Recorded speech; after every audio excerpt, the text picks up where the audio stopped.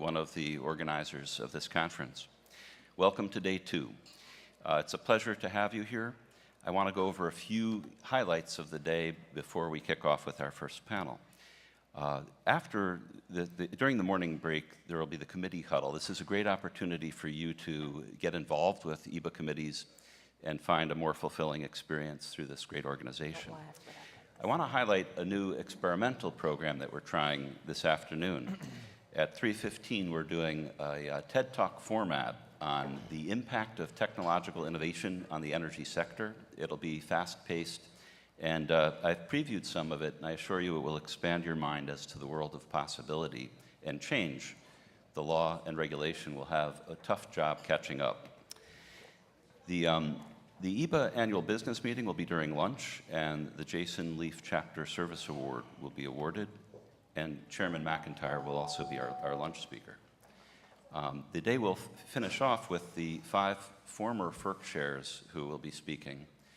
We've gone through great lengths, as usual, to provide for all forms of diversity in our meeting and programming.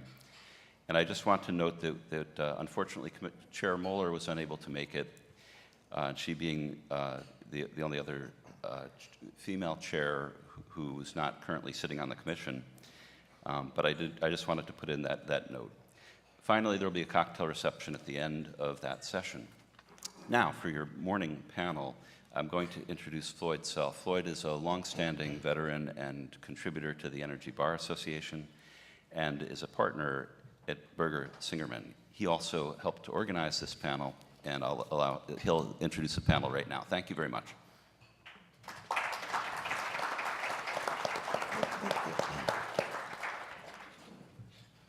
Good morning. It's a privilege to be with you this morning, and especially to introduce this very distinguished panel of state utility commissioners. Before we begin, I'd like to kind of first do a impromptu survey. If the primary focus of your practice is FERC or federal agencies, go ahead and raise your hands, please. All right, a lot of hands in the room. And how many of you would say your primary focus is at the state level? Okay, fair number. That's terrific. I'm very excited about having these state commissioners here because the states are often the laboratories of innovation, especially when it comes to energy policy across the country.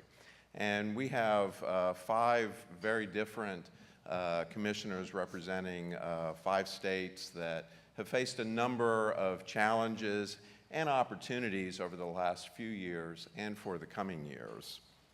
So I'm just going to very briefly introduce them and then turn it over to our moderator, who will also then have the commissioners provide a little additional information.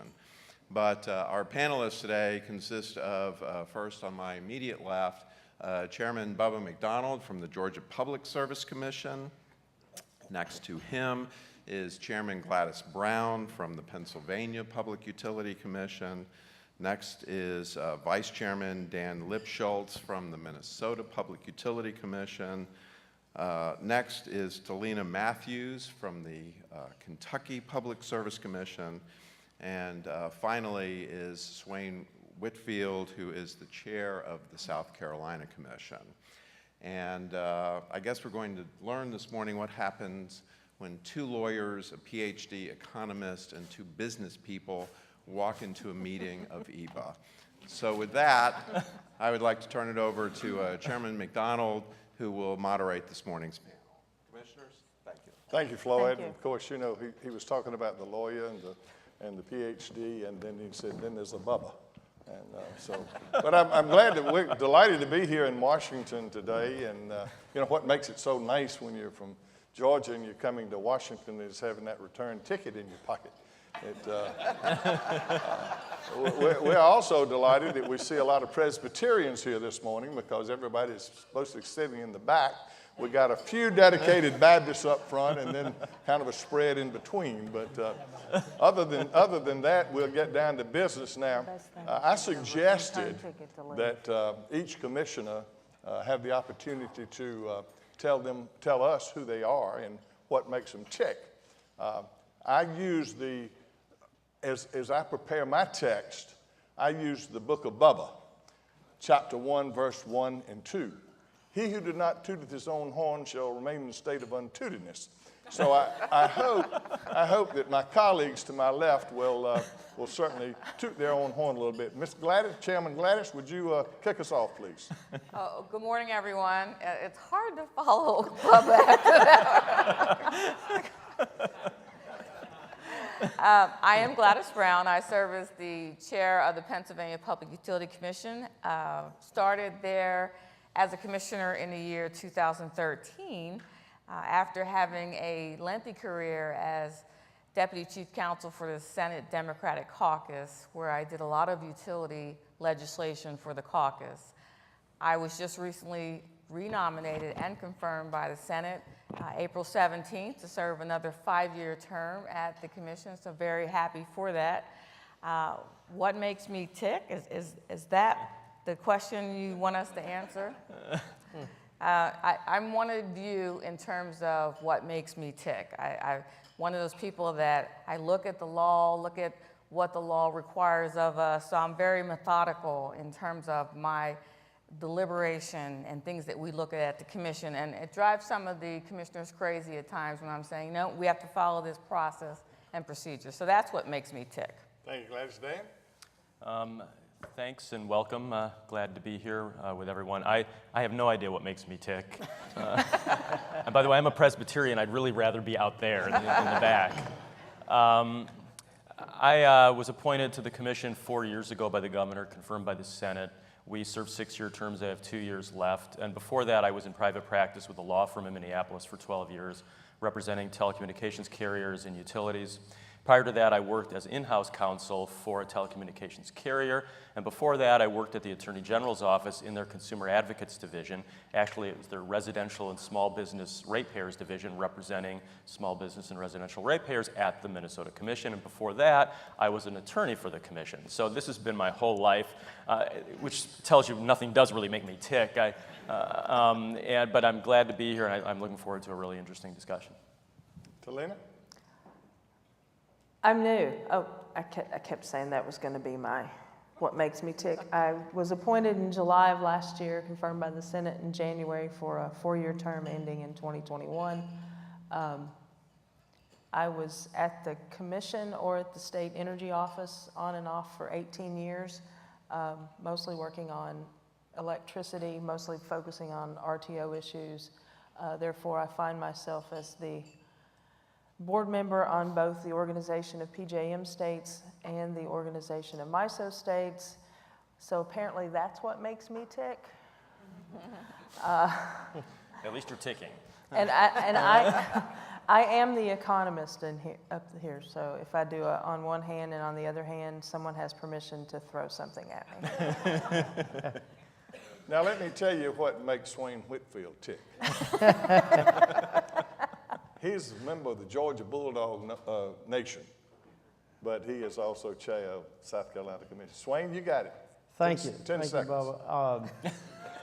I'm also a Presbyterian like Commissioner Lipschultz, so I typically find myself in the back of the room. Somehow Bubba's got me up here at the front of the room. But yes, I'm one of, actually 3 of the 7 commissioners have degrees from the University of Georgia. So I'm one of those 3, and Bubba and I are part of Bulldog Nation, and we enjoy that. Almost enjoyed a national championship this year, but I've been chair of the South Carolina Commission since 2016. I became a commissioner in 2008, so if I make it till July 1, it'll be 10 years. So I've been on there first initially as the at-large commissioner, and as South Carolina grew from 6 to 7 congressional districts, we reapportioned the districts, and I now represent the 5th district, and there is no more at-large seats. So I've been in that role since 2013. And prior to coming on the commission, I served on city council in Winsboro and have a business. I'm the other business person they were referring to. I was in the transportation industry for 22 years prior to coming on the commission, and our commission does still regulate. About a little over 30% of our cases last year were transportation-related cases. So I bring that approach to it, and like Commissioner Brown from Pennsylvania, I find myself being a little more methodical sometimes, but I do like to comb through it, and we have laws for a reason, and I believe it's up to us to follow that law. Thank you, Swain. Well, brothers and sisters, I'm in the funeral business, and it's a pleasure to be with you. I'm sorry you're looking so healthy this morning. But other than that, I'm privileged to be one of 5 on the Georgia Public Service Commission, and I'm honored to be chair of that commission at this point in time. Different from my colleagues here, we are elected by the people of Georgia. We run statewide for our terms of office, which is a 6-year term. Public Service Commissioners, United States Senators, are the only one that have a 6-year term. But we've had a lot going on in Georgia in the last few years, and look forward to elaborating on some of that this morning. But now I'm just going to ask for the panel here, when I throw something out, just volunteer and jump in. And but you know, what is really the single biggest issue that you face when you get up in the morning, you go to the office, and what's out there, and what can you expect? Look, we all look this way. I'll answer that. When I started at the commission, we had 130 staff. We have 62 people in the building, including the 3 commissioners. But the issues get more complicated, and the rate cases come in faster. And that's what worries me, is the empty parking lot as I pull into the office. And I can add on to that. One of the things that we, or under my leadership as chair, have been working on is a jobs campaign, because having the appropriate number of employees is important as well. And also, we've got to address the fact that we have a lot of people that are at retirement age. And I think all of us, in terms of regulators as well as the utilities that we regulate, can attest to that. So we've been working on this huge job campaign to make sure people have an understanding of some of the great opportunities in the utility sector. And also, it concerns me that so many people at our commission are at the point where they can just retire at any day. So we're trying to give them some encouragement to say, if you love your job so much, we're just asking you just to stay here. And then the also big concern with me, and I think I was talking to some of the commissioners before we came in here this morning, is that Pennsylvania's Utility Commission is receiving a lot more responsibilities from the General Assembly. So that adds to the part where we need to have more employees. Gladys, is retention a very, very difficult task? It's not difficult. Even people that have left the commission like to come back. But the problem is there's so many that are there that are at retirement age. How does it, and this is for everybody, how does it figure in when you have the utilities and other entities that you train them and then they steal them? We do have that big issue, especially in our natural gas area, especially with our inspectors. And rail safety as well, which is not necessarily a big issue for this bar association. But yes, they do steal it from the federal level. I will say the only folks that get poached in our building are the attorneys. Just leave that out there. But then we usually get them back when they start weighing that work-life balance. So just keep doing what you're doing. It's all good. Anybody else? We have the same issues in Minnesota, I think. It's an increasing workload in the sense there are a lot of new things that utility commissions didn't grapple with 10, 15 years ago. But all of the old stuff that we always grappled with, rate cases and other related filings, haven't abated at all. And yet we're not getting more allocations from the legislature to hire more staff. So we have pretty much a relatively fixed number of staff and have for the last 5, 10 years, with some additions, handling a lot more work, and that's more challenging. So if your question is what concerns us when we come into the office, just the nuts and bolts of what we do, that's it. Obviously, there are a lot of big issues that concern us, and all of the changes taking place in the industry are something that you have to really focus on and try to grapple with as you do all the traditional work, because we're still a vertically integrated state with traditional rate cases, utilities providing every layer of service to customers. Chairman Whitfield, we're going to cut you a little slack here because we know what the big issue is that you're in your shop back Right. home. So we'll cut you some slack on that, and you find something else in the weeds that you can talk about here. Well, you're right, and I appreciate that. I would share, outside of natural disasters and the things that are out of our control, the thing that really is on my mind as a regulator on a daily basis is probably a little different from at least the last two of my last colleagues speaking, because the South Carolina Commission was bifurcated in 2004 by Act 175, and we have another arm called South Carolina Office of Regulatory Staff, which is separate from the commission, and that took 2/3 of the employees with them.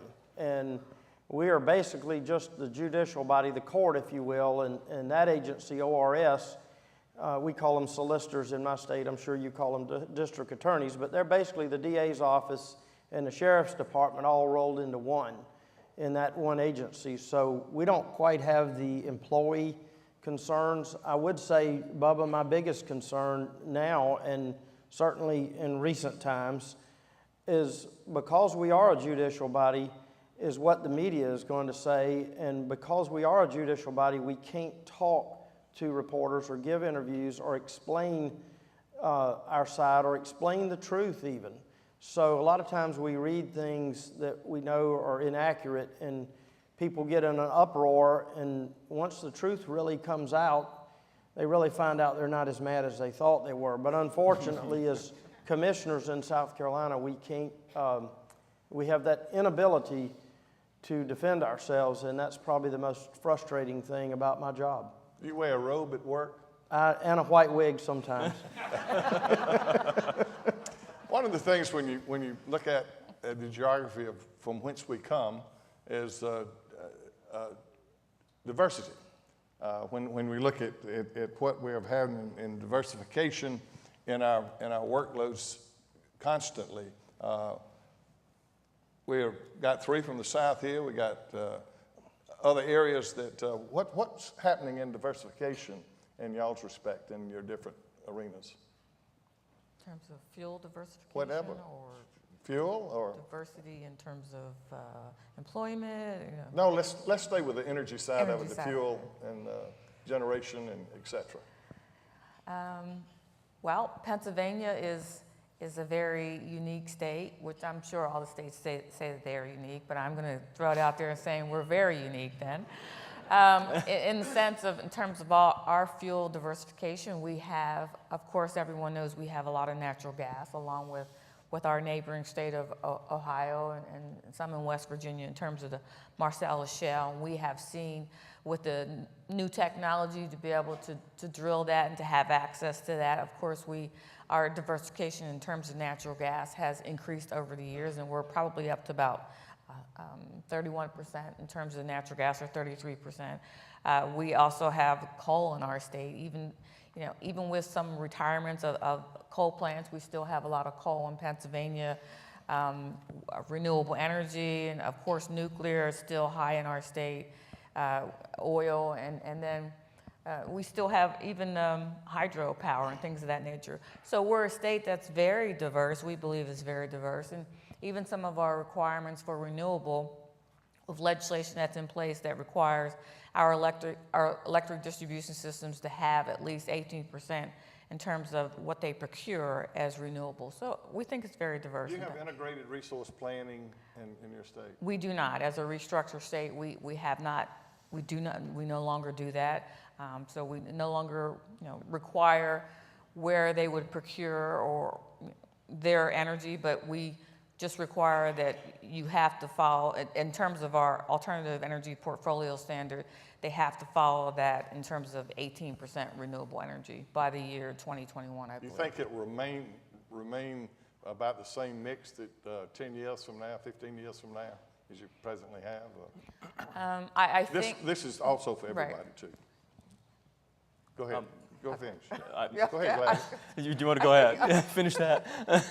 That's bad being first. The last name of Brown, you're always first with something.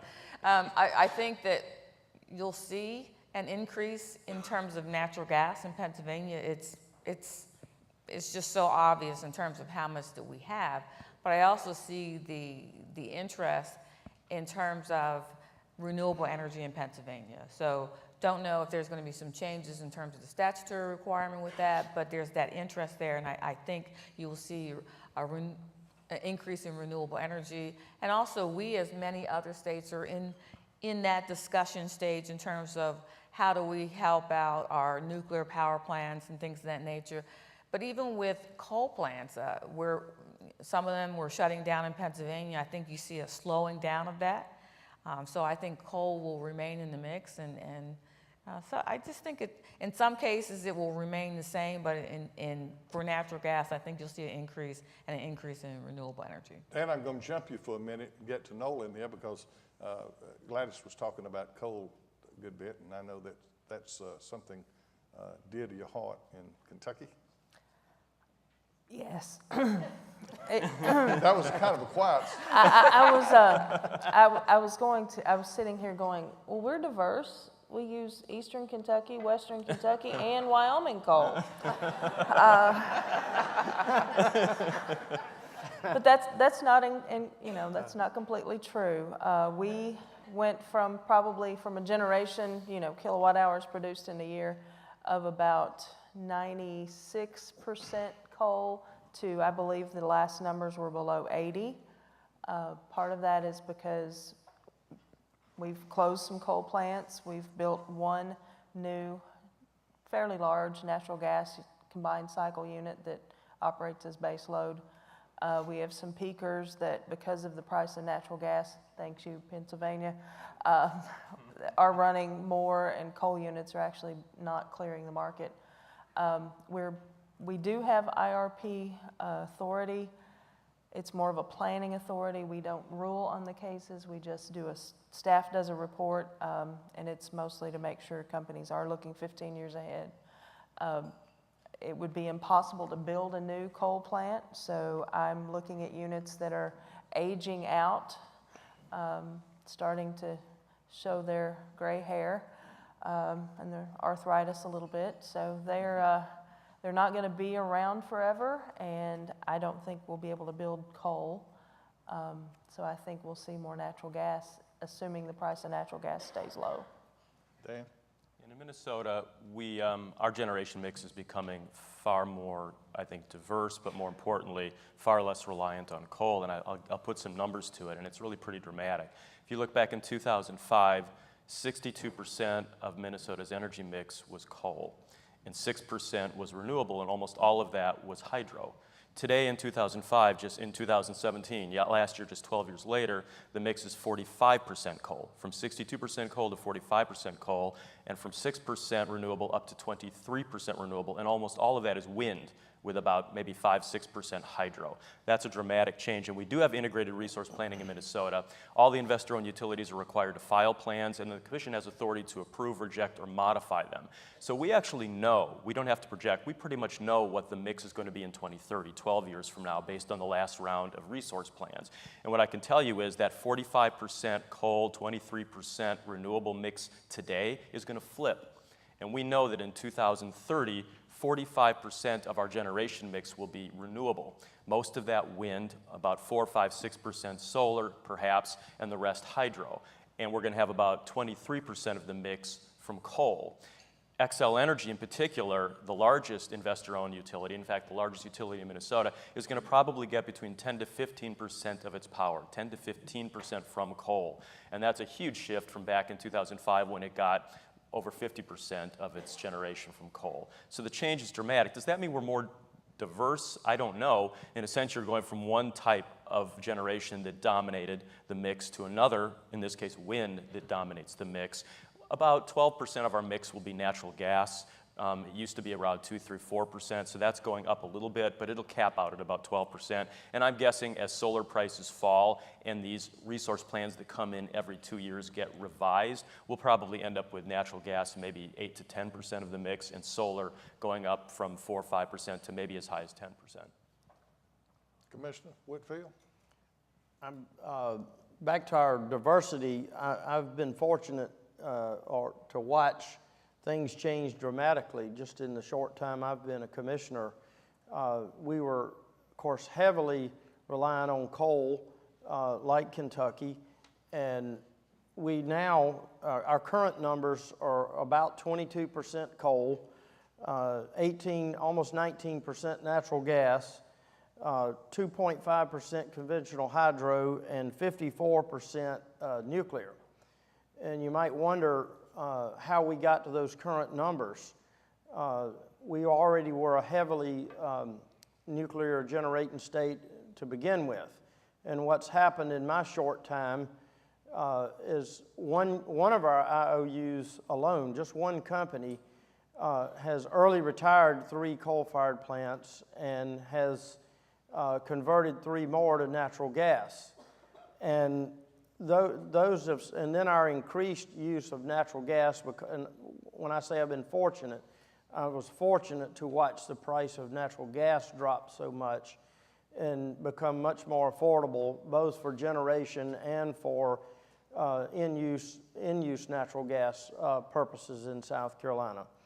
And when I first came on, we were importing natural gas, as many of you know, through our LNG terminals, and now those same LNG terminals around America are being converted for export, as you all know, we're now exporting this natural gas. Of course, I'm not from a producing state, Commissioner Brown is, but I've watched that just in the short time, a complete reversal in the short time that I've been a commissioner. And Commissioner McDonald, I'm glad you asked about the IRP.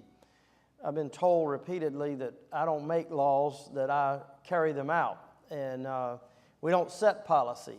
However, I will mention South Carolina, while we do have, for those of you who are involved with integrated resource plans, and I'm sure there are a lot of you here in the audience, we do have that in South Carolina. Unfortunately, our laws don't allow for any teeth in it. In other words, the IRP is presented for information on an annual basis, but the Commission has no jurisdiction, no say-so, if you will, in formulating that IRP, or no approval power, really. It's just accepted basically as information, almost like an allowable ex parte. So with that, I better stay out of the lawmaking area, Commissioner McDonald.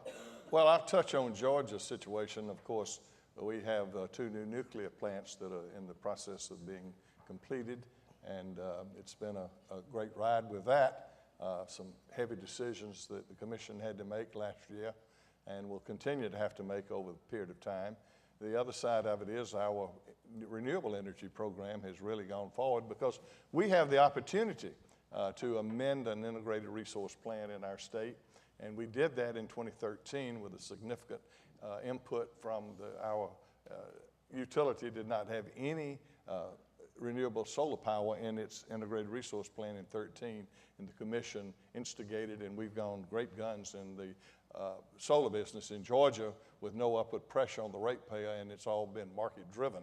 So we've been able to accomplish that. We also are the benefactor of being able to get gas out of Pennsylvania coming south rather than everything coming out of Louisiana and going north and tapping that line. So that's certainly helped, and we've got some 12 coal plants that are on the short list of decommissioning over time.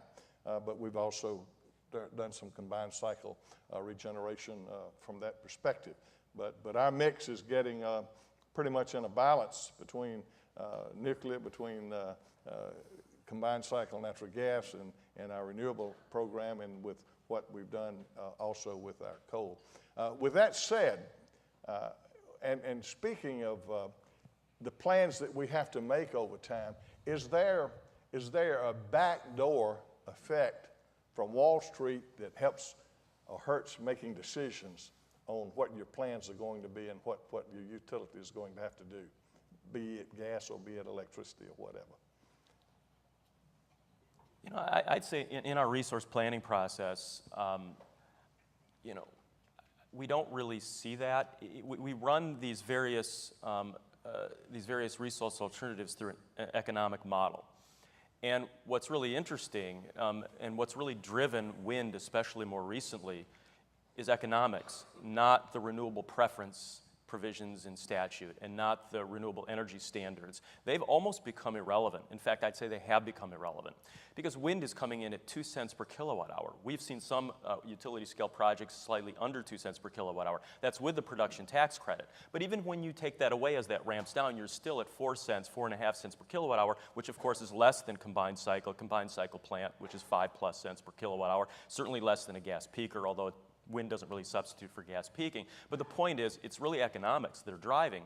And so there's this alignment of ratepayer interest, reasonable rates, that's an incredibly important core value, as we all know, an alignment between rate making and affordability on the one hand and environmental sustainability on the other.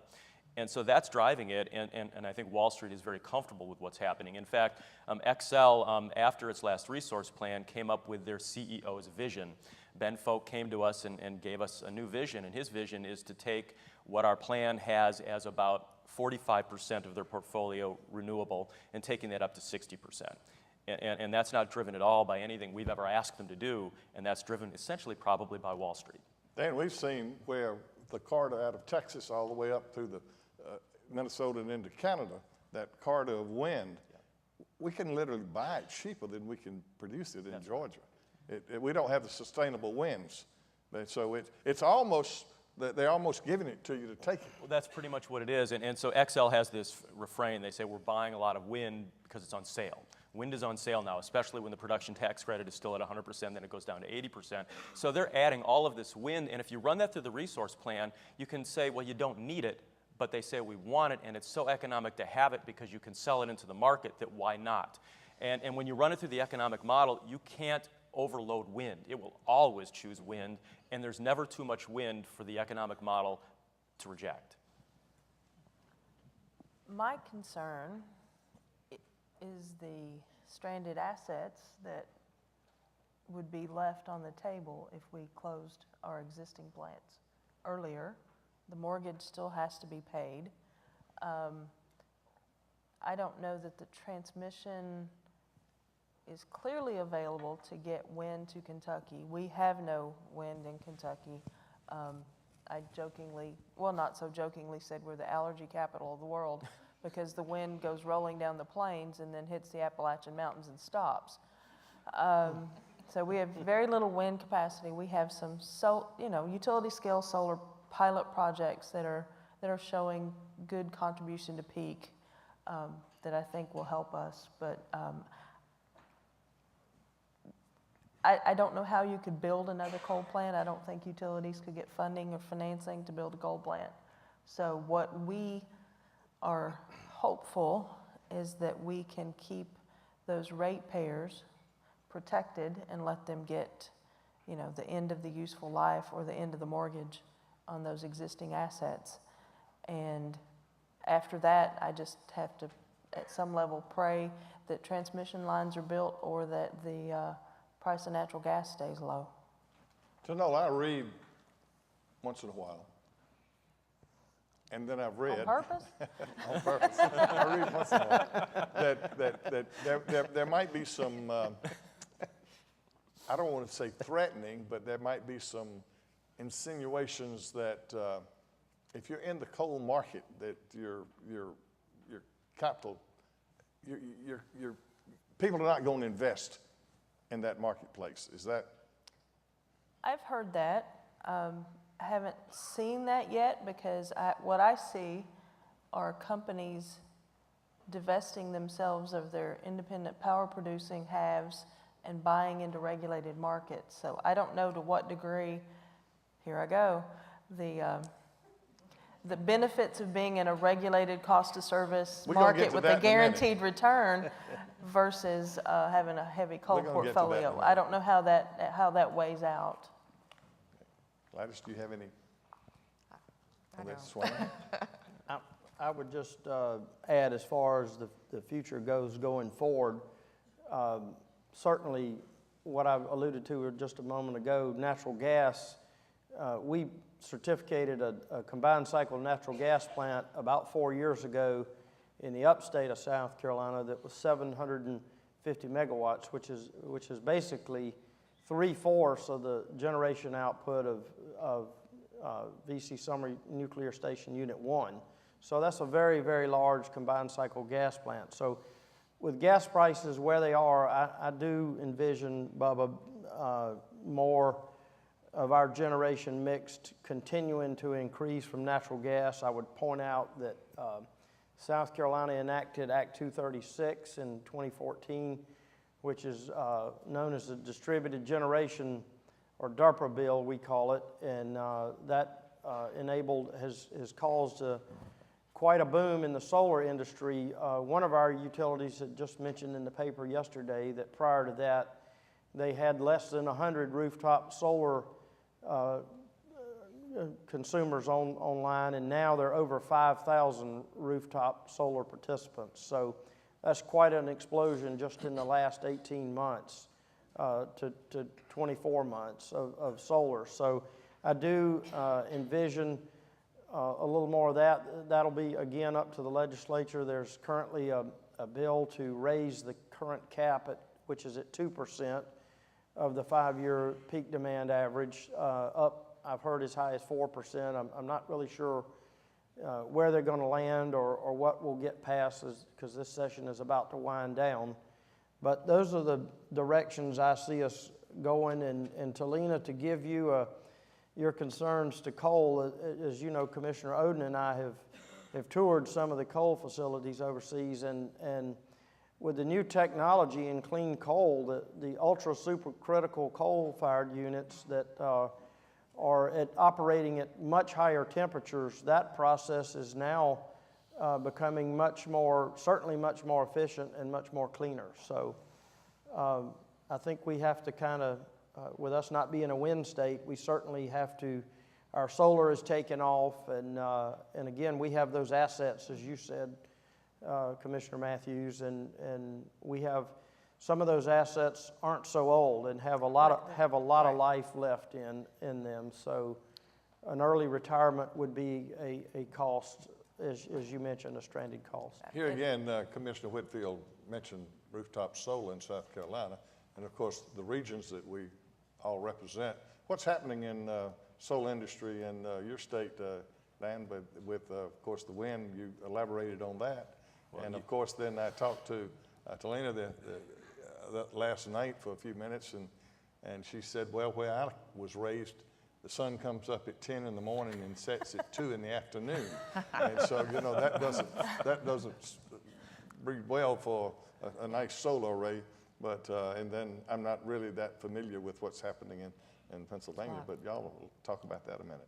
Well, 10 to 2 is pretty, I think that's Minnesota in the winter. You know our latitude.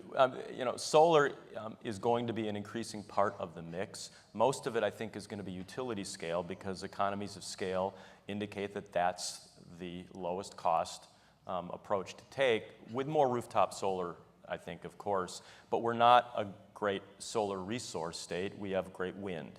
And so that's why it's important, and that's why I think it's important to have different states here on the stage here and understand that states are not only laboratories of democracy, but they're actually democracies unto themselves, responding to very different circumstances that each state faces. We have wind in Minnesota. You don't have much wind in Kentucky. We have some solar, but not nearly the solar you have in South Carolina, Florida, Hawaii, Arizona, California. And so that's going to dictate. Georgia, of course, how could I forget Georgia? Don't worry about Georgia. He's got more solar than me. And you asked about coal, and I think that coal's horizon is limited. No one's building new coal plants, and it's just a matter of when these aging coal plants retire. Now, in Minnesota, we're going to retire 6 coal plants between this year and 2026, and all of them are going to retire before their life. But it's economic to do so, which is why we're doing it. In some cases, I think a couple coal plants will probably run until 2030 when they hit the end of their useful life. But one way or another, coal's going to retire, and coal's going to go away unless natural gas prices spike to the point where you might then, where coal and the more advanced coal technologies might be economic. But those advanced coal technologies aren't even close to the price of a combined cycle natural gas plant. They're much, much more, and they're not economic right now. Gas is a commodity, isn't it? Yeah. And we have seen it at $10 and $12 a decatherm. Yes. Gladys? In terms of Pennsylvania, in terms of our renewable, solar is the interest in it is even more so than wind. We, in Pennsylvania, allow for the excess generation to be sent back to the grid and reimbursed at the retail cost. I think the statute exactly says actually retail value, and it's been interpreted at the retail price. So it makes it a very interesting and booming industry, and we see more and more of an interest in solar in Pennsylvania, especially as the statute has changed from 2004 when it was first implemented to later with the changes to allow for leasing of the panels. So before, an individual had to purchase them outright, which was a lot more expensive. And then, of course, with the technology, improvements in technology, solar panels becoming cheaper and cheaper and access to them, and then allowing for you just to lease the panel makes it easier for the consumer. What we also are seeing in Pennsylvania with the interest in solar is legislation that was just passed last year. I believe it was Act 40, which in terms of the solar credits, the RECs, we closed the borders, as they use that terminology, in Pennsylvania, hoping that we would see an increase in more of a solar interest in Pennsylvania. What problems we're having, and I won't say problems per se, but some of the things that I have seen in Pennsylvania as it relates to solar is around our net metering regulations in Pennsylvania. With the statute, the way we have interpreted it as a commission, it requires that there had been some type of independent use of electricity from the beginning, not some placement of electricity somewhere in order to be able to receive that when you're producing or sending back the excess generation. So to give you an example of the light bulb in the middle of the field, there had to be some independent or original use of that electricity in the first place, where you would need the solar panels to generate electricity for a purpose.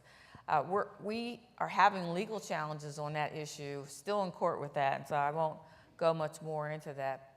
But generally, solar is a big issue in Pennsylvania. Our wind, we have about 1,300 megawatts of wind and about 27 wind farms. We don't have any offshore wind. There's been some discussion of maybe having something in Lake Erie, but that hasn't gone much further. But solar is a big issue for us in Pennsylvania. What do you think storage is what kind of effect do you think that's going to have, and that goes down the line? We are definitely watching storage. It's a big issue. We have more and more discussions on like electric vehicles and things of that nature. So it's a big issue for us, and we're just continuing to watch it and try to address it and see where it's going. Dan, do you have a crystal ball on where storage is going to be and when? We're watching it, but we don't really have the analytical tools to evaluate storage on par with other resource options that we consider in IRPs, and that's going to be a big challenge. Right now, it's not cost effective, but as costs of storage falls, and as utilities become more interested in solar, and because solar pairs or potentially pairs so well with battery storage, at some point we're going to have to come up with analytical tools to really determine how battery storage really fits in the mix as a resource option. But I don't have a crystal ball for that. Do you think storage, whatever it is 10 years from now, whatever, is a threat to our utilities or any way, shape, form, or fashion? Potentially, but I'd say if you're looking 10 years down the road, probably not. If you're looking 20 years down the road, perhaps. But I think depending on the utility and depending on the area and the state you're talking about, utilities might very well take advantage of battery storage and put it on their system along with utility scale solar to make better use of, or utility scale wind. And I think in particular with wind, it makes sense because most wind is generated at night when very few people are using. The lowest demand period is the period of the highest wind supply. And if you can balance that out with cost-effective storage, you can really make a lot more of the wind, and most wind is utility scale. In fact, almost all of it is. About half of the wind energy in Minnesota is owned by utilities, and the other half is provided through power purchase agreements by third parties. So I don't think there's necessarily a death spiral in store for utilities as a result of battery storage or DER. It depends on how utilities adapt, how well they adapt, and their willingness and ability to incorporate these new technologies and these new types of energy into their systems. And again, economies of scale can't be overlooked. The rush to DER, and I wouldn't call it a rush, but the focus on DER sometimes loses sight of what the optimal lowest cost approach is to delivering reliable, affordable electric energy to customers. And there are savings when you can put things out into the distribution system, but those savings have to be addressed and determined in a really careful, granular way, so you know you're actually getting a net benefit from more DER in the distribution system rather than far lower cost utility scale generation. And of course, in the world we're in right now, with that reliable and affordable, we have to insert the word clean involved in that. Tanola, you and Swain have any, jump in on this a bit? I'll let you go. Well, as far as the storage issue goes, until battery storage technology is perfected, being able to utilize the wind resources, of course, we don't have those resources of the wind, at least not onshore in my state, and solar. To be able to use those resources, we're going to need battery storage technology to be perfected, and I think all of us may get an opportunity this summer at NARUC. I understand there'll be an opportunity to possibly view some of that and learn a little more about that at our NARUC meeting this summer. So that being said, the storage, our options now are to utilize it as it's produced, as you mentioned, Talina, in peak demand times. And that is going to be something that I'm sitting beside an economist with Talina, but as you said, Dan, I don't know that most commissions have the analytical ability to put a value on it yet. I don't think, and we have an economist, Dr. Spearman, that most of you know at our commission, but I don't think we have where most state commissions are prepared to put that value on it yet. And that being said, Bubba, I know your state and my state as well has of course, different type of storage, but the best type of storage that we currently deploy now in my state, and I know for a fact in your state because I've toured it, the Wallace Hydroelectric Dam Tour, but we have pump storage in South Carolina, and I know Georgia has it as well. And that is the best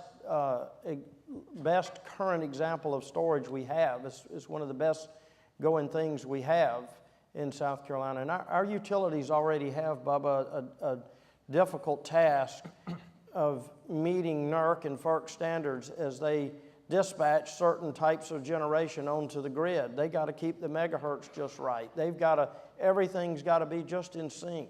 And that's a delicate balance, as you all know. I will just weigh in that I believe it's still true that the majority of our electricity in Kentucky goes to our industrial customers, making things such as aluminum and automobiles and chemicals and parts for aerospace. I don't see batteries really entering that realm. But 10 years ago, I would not have predicted gas being priced where it is. So my crystal ball clearly doesn't work. Or I would be rich because I would have invested in something gas related, probably pipelines, because the producers I think are struggling because the price is so low. But just large base load factories. I have a governor who, I don't know if you watched the Derby, he got his plug in for, and we like to make things in Kentucky. So, and that works very well with large base load units with high reliability and high capacity factors. So batteries, I think, will be along the edges for Kentucky, but something could dramatically change, as changed in 2008 with the shale gas. Well, I have to kind of go back to verse 2 of my text for today and the untutoredness. You know, Georgia is the largest state geographically east of the Mississippi River, and we have a lot of flat land in the southern part of our state where our solar business has just really gone great guns, not only from our utility, Georgia Power Company, but from our EMCs and our municipalities. All have gotten in the fray of solar. We're bumping over the gigawatt of new solar power in Georgia, and still it's market based on virtually all of it, and we're proud of that. We also geographically happen to be a state where we have significant electrons from the sun, and even though John Q. Public thinks that it's all free because it comes from the sun, but they don't realize that you got to get it from where it's created and where it's delivered to, and all the things that are involved in that. So with that said, how about let's looking at deregulation of the energy market and advantages or disadvantages, and what role do you think it will play down the road? If Gladys, I'll just let you crank up there. Well, Pennsylvania has a good story. And I was as counsel over in the General Assembly at that point when we actually deregulated the electric market back in 1996, and then the natural gas market in 1999. And so we just celebrated at our commission 20 years in terms of deregulation for electric, and we are the #2 state behind Texas, and I seem to be saying that statement a lot. We're #2 state behind Texas in terms of production of natural gas too. But Texas has a little different market than you have in Pennsylvania, doesn't They it? do. Texas is different. Texas is different. Texas's market is, they require everyone to shop, whereas Pennsylvania's market, we give them the option to shop. We haven't figured out how to include in my mind, I say everyone's shopping because they've chosen not to shop. We have a great PowerPoint in Pennsylvania, not PowerPoint, a website in Pennsylvania. It's called the PA, I can't even remember the name of it, PAPowerswitch.com, yes. And we have the gasswitch.com website as well. So it allows you to go on to the website and look to see the different suppliers that may be in your area for your electric distribution company or your natural gas distribution company, to see where you can find whatever meets your needs. And I say that because in some places, many places, people will shop to see what the lower price is and how they can save. But in other places, people are looking for electricity that is all renewable, 100% renewable. They can find all that information on our website. But in our 21 years now, we have seen a great interest in shopping. Our numbers at one point were about 2.1 million people that were shopping for electricity. It has dropped a little below the 2 million mark. And the difference we have seen with that, of course, we have all this natural gas. And natural gas has made electricity production cheaper. And because we still allow for people to stay with their default provider, which is the electric distribution company, people are comfortable in many cases in doing that. But we see the changes throughout the year. So it's not one year versus the other. We'll see at other times when it's the highest, whether it's the heating season or the cooling season, you will see the change to select a supplier. And we've seen a lot of different products out there with some of the suppliers that the things that they're offering people. So you'll just see at different times of the year, you'll see the increase or decrease. What we are seeing for natural gas is an uptick in terms of the number of people that are shopping for natural gas suppliers. So in Pennsylvania, I think it has gone well. We also saw in the way we do it versus Texas, when we had the solar vortex in 2014, it was an interesting time in terms of our General Assembly because they were looking at passing legislation that would put us in the same model as Texas and require that everyone shop. And then the polar vortex came, and then they reversed that, and it has never been brought up again.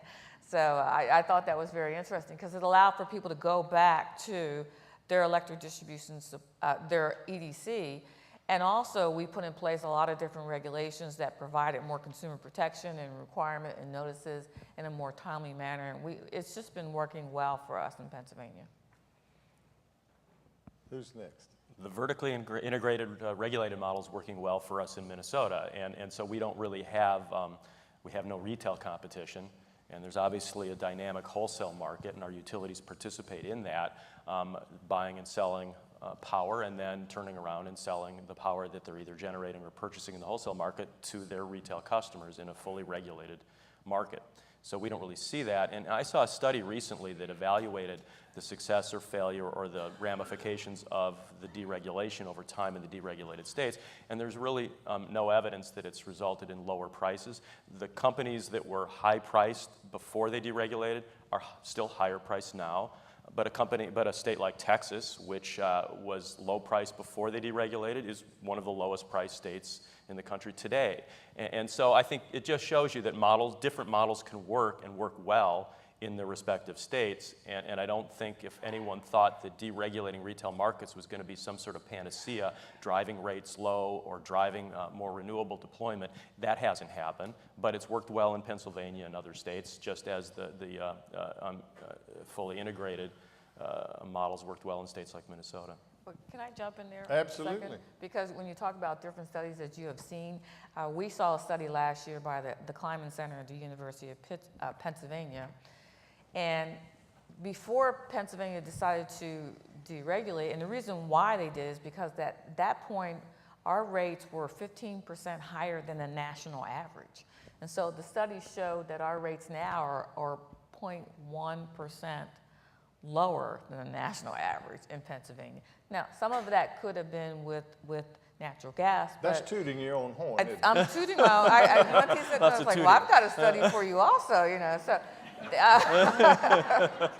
and also might be the reason why you see we don't have higher numbers that we would have anticipated with people shopping because they're just comfortable with, different prices in electricity. But I think we have a great story to tell. And I think it's really state specific. And the study I was looking at, I saw a study that showed immediately after deregulation, prices actually went up until the price of natural gas started to fall. And then you saw that curve in the deregulated states go down right in line with the declining price of natural gas. I think that's been a big part of it, but it depends on how you manage it. Ohio's not here, so I can take a shot at them. Ohio remains one of the highest priced states in the country, in spite of their deregulation. That's right. When I saw Seems Not Here, I thought I could just let it go. Talina, do you and Swain have a toot here? We are, of course, creatures of the legislature. I don't expect the legislature of the Commonwealth of Kentucky to head down a deregulation road anytime soon. And I'll just leave it at that. I would probably also not be the best to ask, as you know, Bubba, being a completely vertically integrated state, I would say that in the past it's worked well for us, attracting investment, and our population has continued to grow as I mentioned, we added another congressional seat, and our demand, while a lot of states had been flat, our demand has seen some slight growth as well. So our rates continue to be slightly below, about $1 below a little more than $1 below the national average for residential, and for industrial, it's about a little over $2 less than the national average. So we have done well in economic development with those rates, and it served us well. However, again, like Talina would say, I can't speak for what our legislature may or may not do. I don't know of any movements right now in the legislature. There are a lot of bills out there right now. I don't know of one to go toward deregulation, but I can't speak. That's above my pay grade. Dan, you mentioned wholesale markets. Do you see FERC stepping in any way between the feds and states in regards to the wholesale market at this time? I really don't know. I think it's harder for FERC's involvement in the wholesale market to affect vertically integrated states, because there still is, I think, a pretty bright line that walls off and protects state authority over the retail market. But I suppose any bright line can be dimmed and any wall can be breached. But right now, we have not, I don't see any encroachment that is problematic for a vertically integrated state like Minnesota. Yeah. Gladys, what about it from a deregulated state? What do you?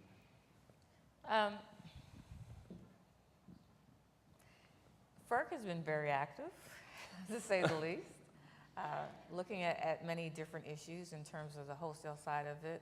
And our state, as a fierce protector of the competitive market, I always joke in my office about we discuss more about things that we don't regulate, and that would be the generation side of it.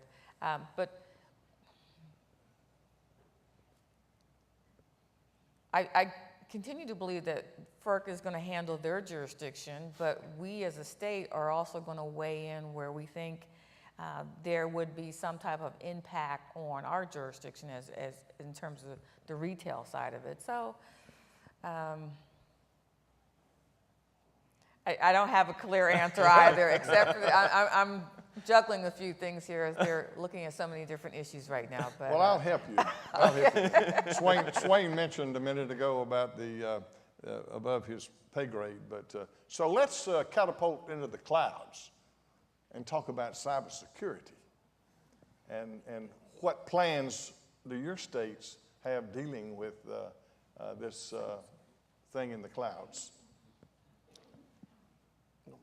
Yeah, but whatever. Well, I referred to the IRP process, and our utilities do have plans in their IRPs and have had for some time for cybersecurity.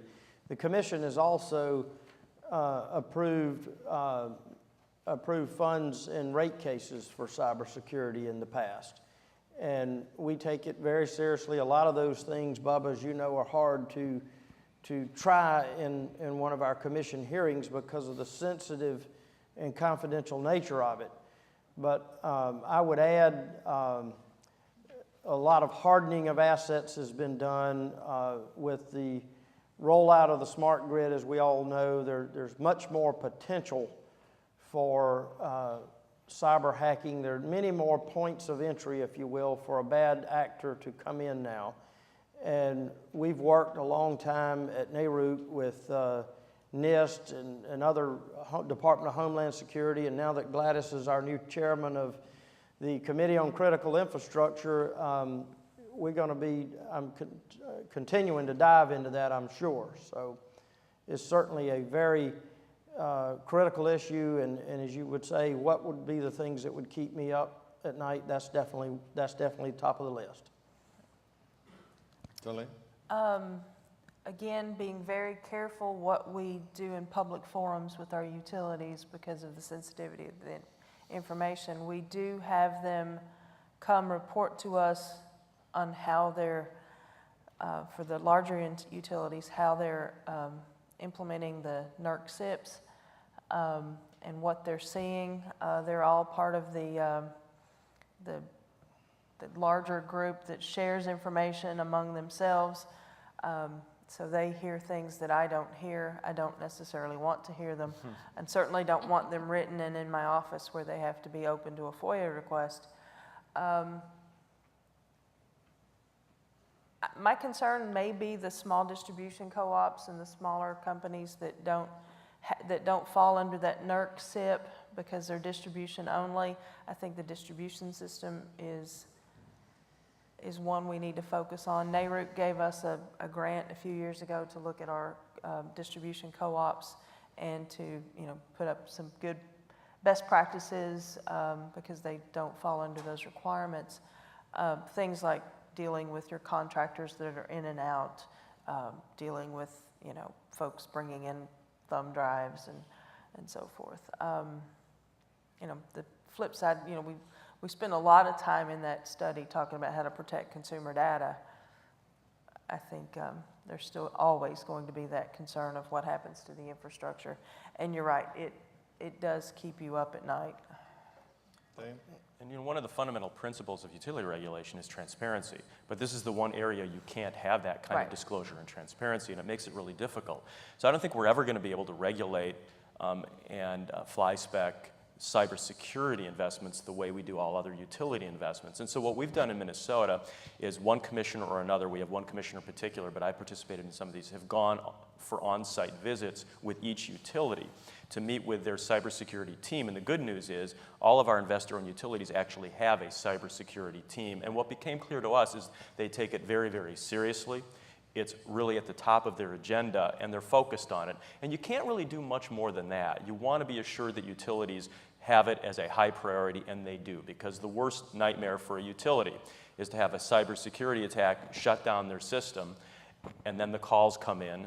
The calls come into the regulators as well as to the utility. They have unhappy customers, and utilities, even in a fully regulated market like ours, may not be driven by competitive market forces, but they're driven by their relatively conservative nature and the drive every single day to avoid problems.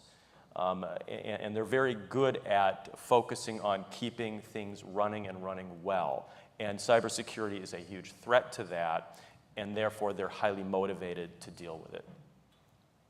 So Pennsylvania also has done a lot of work on this issue in terms of cybersecurity, starting with both our former Commissioner Pam Whitmer, who really started taking a lead on this issue back in 2006, 2007, and put things in place generally to educate the commission. And then we ramped it up a little bit more a few years ago with putting together a central group, core group of our staffers from different bureaus within the commission, which included our audit bureau, our Bureau of Technical and Utility Services, our law bureau, and just said, find out what we need within the commission. In Pennsylvania, in terms of our utilities, all they have to do is sign one form, a one-pager that says, it's a self-certification, says that they have a cybersecurity plan in place. But we needed to educate ourselves, and in doing so, we took advantage of all the different resources that many of the states have done as well, including the Fusion Center, which is in our state. And with that, we even entered into a MOU with the Fusion Center in terms of putting protocols in place, requirements of when some type of cyber attack should be disclosed and the information that should be provided to the Fusion Center. So the concern wouldn't be with our utilities that they're giving necessarily detailed information to us, so it would protect them as well. In using those type of resources that were available to us so that we wouldn't be using our own funds, we tapped into Department of Homeland Security, our state police, our emergency management agency, and decided that we needed to work together, as all of us probably have come to that same conclusion. And so with that, the commission put together a Black Sky event in June of 2015 and coordinated actually with our governor's office, and they were really excited about that because not only did all the utilities that we regulate come in, but also we had the state agencies under the governor's jurisdiction. We also included those municipal entities as well as non-government entities such as the Red Cross and things of that nature, and invited our federal partners as well, Federal Department of Homeland Security. As a result of that meeting, which everyone was so excited, it was a really clear understanding because the people that we invited in that room were the CEOs as well as their IT person, to make sure that they had, the CEO at the top level had the understanding of how important this is and what we need to do to prevent something like this from happening. And we've continued to work with those agencies and now have put together utility sector groups that are talking about things that we can put in place as a state. And it's been working well, so much so that the commission has decided that we need to have a better understanding and the expertise within our staff. So as of Friday of last week, we actually issued a job posting for a new position. Took us almost a year and a half to get that approval through the Office of Administration because it's something new for the state. And we are hiring a cyber expert and also hired an additional person in our IT to be able to have that background to be able to help us out as our Bureau of Audits goes out to look at the plans for our utilities, just to know what we're looking at. We still haven't decided all the other different issues in terms of the covering the costs and all that, but we're really taking those steps. Once again, I said we're very methodic in how we're looking at everything, very deliberative, because it is concerning for any type of regulator about how far do we go, how far do we need to go, but so far we do have a good story to tell. Of course, in Georgia, with the renaissance of our 2 new nuclear plants we built, it's something that's very much on our watch list also.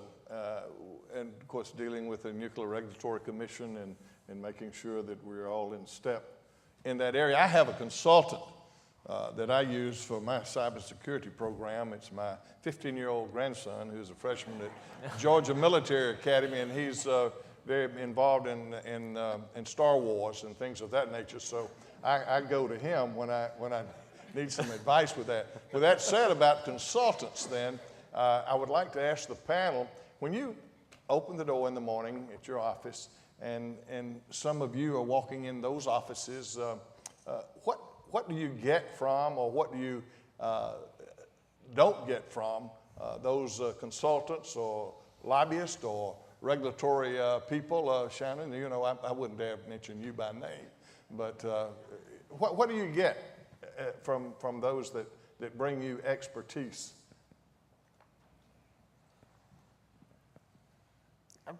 I'll let you take that one. Are you talking, you're talking about from outside, not our own Correct. outside attorneys, Outside. not our own outside. Well, in terms of, you know, if you're talking about an actual case, the attorneys that come before us are very well, most of them are very well versed in utility regulation, and they're a special type of an attorney. They bring in really knowledgeable witnesses for the most part, and they put them up, and they're subjected to cross, and they really advocate for, you know, in the company's case, or the intervener. Sometimes there'll be multiple interveners, and they'll intervene for their client's case. And I'd say we have some very bright attorneys and consultant, as you call them, expert witnesses come across our stand on a regular basis. I would say a lot of times they'll bring in attorneys that we approve pro hoc vici, and they'll also fly in an expert witness maybe from across the country somewhere. So it's a lot like what you see and hear at NARUC, just some really good legal work and good expert consulting witnesses on the stand a lot of the time. Are there things that get left on the table? Not usually, but by the time they're crossed, and the attorneys for South Carolina Office of Regulatory Staff cross them, who are their permanent party of record. And by the time the commissioners come in with questions, there's usually not much. I don't know that we leave a stone unturned, and we certainly hear some good testimony. We have some excellent consultants that come in on behalf of interveners and companies. Most of the attorneys have been there a long time, or their former chairman or commissioners or commission staff. Did I mention we have that problem keeping attorneys? So occasionally we'll have someone who forgets that they're at a boring administrative hearing and wants to do some theatrics, which isn't usually helpful. But for the most part, you know, let's be honest, we probably have a very boring industry. There aren't many people who get up in the morning and want to do this, except us, and I really do. I love it. Come on, you got to be excited about it. I'm excited about it. I really am.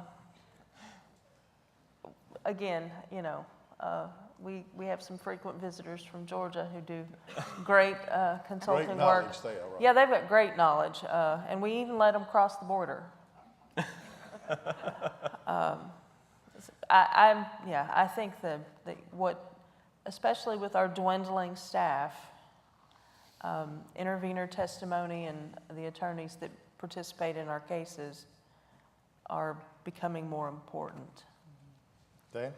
You know, first of all, we're not lobbied directly. We're Yeah, a we're not, quasi-judicial yeah. body, like I think almost every commission I is. And echo so, that same sentiment. We're not lobbied We're directly not either. lobbied, And- it's all in the testimony. so to the extent we're hearing from advocates, lawyers, and consultants, it's through this quasi-judicial process, testimony or oral argument. And in almost every case, we really have representatives, advocates, lawyers, and experts in several different areas. We have the Department of Commerce. The Department of Commerce appears before the Commission in every single case on behalf of the broad public interest. They're the equivalent of the advocacy staff in most state commissions. We're a little bit different. We're bifurcated. Then we'll also, in most cases, have someone from the Attorney General's office, where I used to work, representing residential and small business ratepayers, that particular segment. We'll usually have someone from the large industrial community, and often someone from the large commercial, the Walmarts, the Targets. And then we'll typically have someone, in just about every case, from the environmental community, 1 or 2, sometimes 3 representatives from different environmental nonprofits. And all of those folks are in almost every commission proceeding, IRPs, rate cases, what have you. And they're all really good. And the key is that all of them are not only knowledgeable about the law, but have a really good understanding of the technology and the policy issues underlying the law. And they're all really conversant in it and pretty persuasive. Once in a while, you'll get someone who engages in theatrics, and that's usually someone who hasn't been practicing in front of a regulatory commission very often. And they all seem to get along, and the good news is they tend to work well together behind the scenes and sometimes bring settlements or partial settlements to us, but even if they don't, they all understand one another's positions really well. And so no one surprises one another, and that helps bring some order to the proceedings. So it works really well, so long as you have good advocates who generally get along, and we have that. Public witnesses? We deal with the public. We typically have open, we will go, if it's a rate case, we will go to that service territory and have a series of public meetings, which can be very heart-wrenching when you're going to Eastern Kentucky and everybody keeps saying coal doesn't have a future. Well, if you want to see what happens when coal doesn't have a future, go to Eastern Kentucky and listen to citizens who are looking at a rate increase and no jobs. So I'll leave that out there. That's my Eastern Kentucky roots coming out. The theatrics does play a part there. Those are very long, very hard. We do not engage, we do not answer questions. We sit and listen and take that on to the public record. Some of them go for hours, long hours in remote places. But I think their voice needs to be heard as well. And then prior to any hearing, we will have a public comment section where anyone who's at the hearing is available to speak. And we get thousands of written comments in large rate cases. Chairman Brown? Pennsylvania is very similar to what you've heard here in terms of being a quasi-judicial agency commission, where we have almost all of our proceedings, our administrative law judges actually hear the case and take in the testimony. The attorneys that we have seen come before the commission are excellent, and many of them have the background of coming and working at the commission beforehand, so you know that they're great attorneys. And also they've worked for our statutory advocates. In Pennsylvania, we have the Office of Consumer Advocate, which handles cases on behalf of the residential customer. But we also, I think we're the only state that has the Small Business Advocate, which handles utility cases on behalf of small businesses. So we see a lot of great talent that's coming before us, and even with some of the consultants in terms of expert witnesses, we've seen some great ones over the years as well. As the panel has been discussing for a while, I've watched the audience and I've seen some, and then I've seen some, and then I've seen some. So, this is your time. We've got about 10 minutes. Floyd has a mic, a floating mic here, and we'll entertain some questions, and you can certainly address them to a particular commissioner, any of them to my left, and or you can address them to the panel, and I'll address them to my left. state your name and who you represent, please. Hi, good morning, Commissioners. I'm Dave Blaylock. I'm with the Department of Defense Regional Office in Atlanta. And Commissioner or Chairman McDonald, this question is actually posed to you. You're out of order. You do vote, though, don't you? I do, yes, sir. Go I'm ahead, a resident of the Georgia. Bring it on. And my question really surrounds what Georgia legislature passed a couple years ago, and that's the Solar Power Free Market Financing Act. And although it doesn't actually address restructuring of the electric service market in Georgia, it does kind of crack the door on retail competition insofar as it gives some customers a choice in how they finance on-site Third-party generation assets. financing, yes.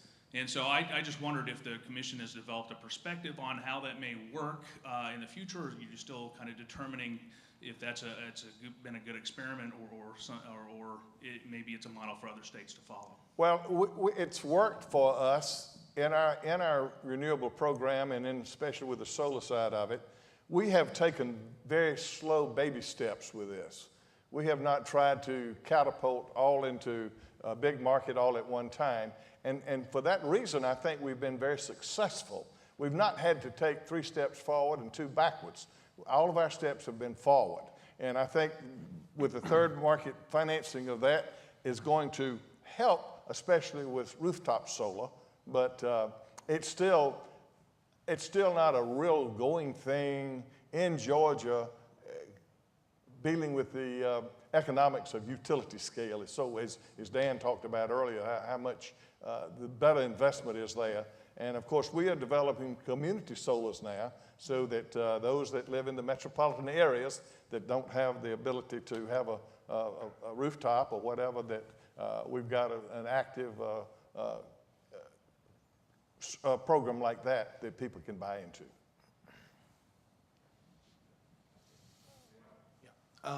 Paul Colbert with Central Hudson.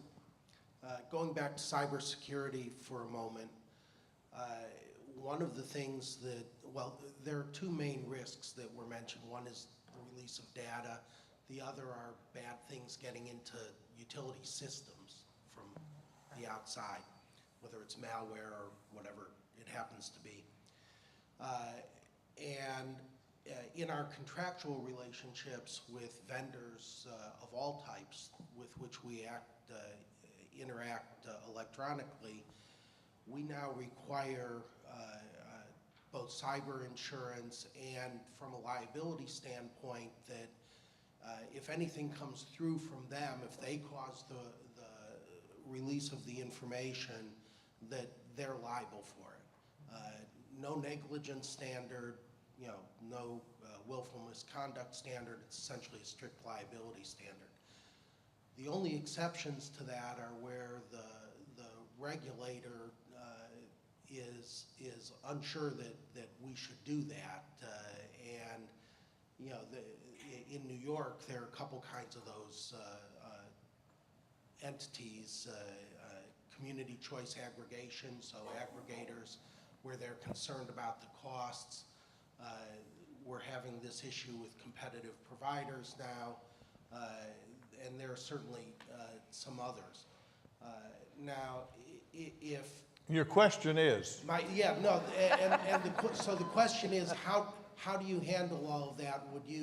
Would you make exceptions? Would you allow utilities to make those requirements of all of the vendors? And if you do have exceptions and don't make the requirement, would you allow cost recovery? Well, let me just say for Pennsylvania, as I stated earlier, we are a state that is just self-certification. That's the gist of what we have right now. But in going through all the conversations and individual conversations with our utilities to say, what do you have going on? Of course, cyber insurance is part of the discussion. But some may have it, some don't. It's still new in terms of being in the market and what you would require. So we don't have a requirement per se that they have to have cybersecurity insurance or something of that nature. And yes, as with most states, it's still in part of the discussion of cost recovery and what will be part of that. But they're all very good questions. We got about 4 minutes in the back. Good morning, Commissioners. This is Elliot Roseman with the U.S. Energy Association. I wanted to broaden the conversation from cyber to resilience overall. Clearly, there are many threats to the utility systems these days, from storms to substation attacks, fuel supply, security. To what extent do you think that state commissions should be requiring utilities to provide resilience plans, resilience investment plans, which could have rate implications also, as part of their either IRP or other filings? Are we doing enough at the state level with regard to overall resilience? You hit it on the target there, really, from my perspective. You know, this is where leadership comes in. This is where leadership from commissioners come in, because you have to take some bold steps at times. We did several years ago in Georgia, replaced all the cast iron pipes in our state, and we put a surcharge on the bill, and that's not easy. You know, when you put $1.70 on a gas bill, so that resilience standpoint, it's like we had an accident on Interstate 85 that blocked Interstate 85 north and south right out of Atlanta for weeks, and can you build enough around it? That's a decision that each commission has to make, and it's tough sometimes to make those decisions. And when you make them, you don't know whether you've made the right decision for 5 or 6 years or even further down the road. Get at it, folks. One of the things that this current commission has focused on is everyone knows we set rates, but not everyone knows that we're also responsible for the safety and the reliability of those utilities and the delivery of that to the customers. So we are focusing much more on our inspections process, on our planning, asking the hard questions of the utilities,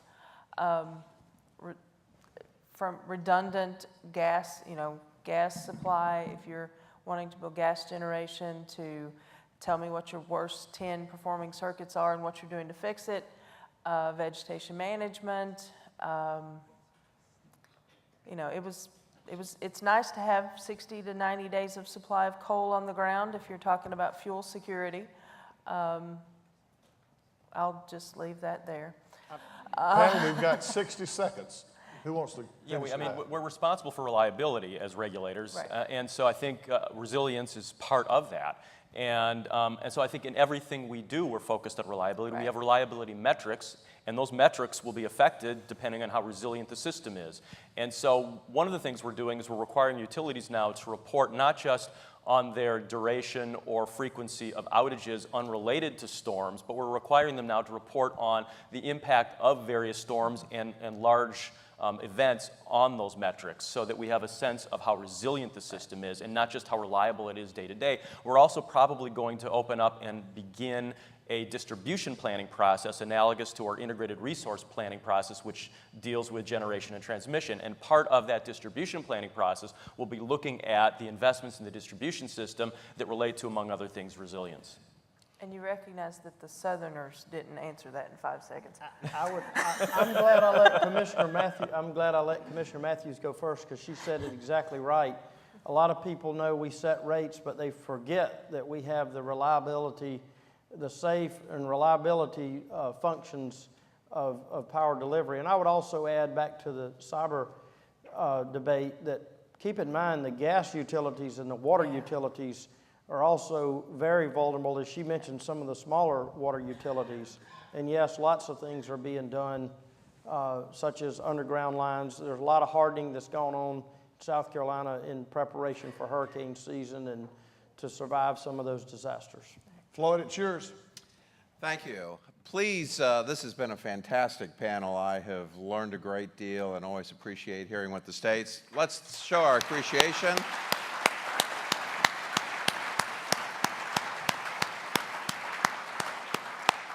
As a lawyer, I'm going to go out on a limb and say this has been the best panel we've had at the conference. This morning. Absolutely. Absolutely.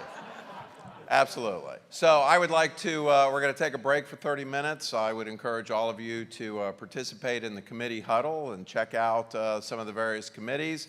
At the top of the hour, we then have our concurrent sessions, followed by lunch. Thank you for your attendance this morning.